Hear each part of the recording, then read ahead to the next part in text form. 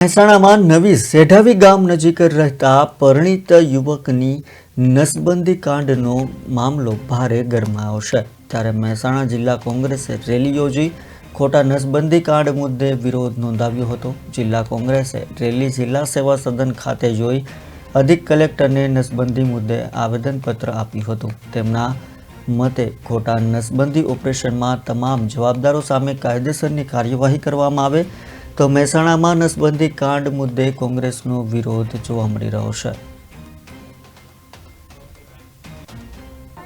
જે ચર્ચિત કિસ્સો બન્યો છે નસબંધીનો 31 વર્ષના એક સામાન્ય દીકરાને કોઈ પણ લોભ લાલચ આપી અથવા કેવી રીતે એને દવાખાને લઈ ગયા, શું કામ તેની નસબંધી કરવામાં આવી, કોઈ કારણ વગર એની નસબંધી જો એ અપરિણિત જેવા દીકરાને નસબંધી કરવામાં આવે।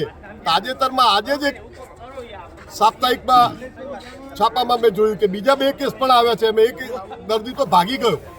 જો આવા આરોગ્ય અધિકારી, આરોગ્ય તંત્ર સદંતર નિષ્ફળ જતું હોય ત્યારે અમે કલેક્ટરશ્રીને એમના સિરે એમની જવાબદારી થોપવા કે આ સરકારની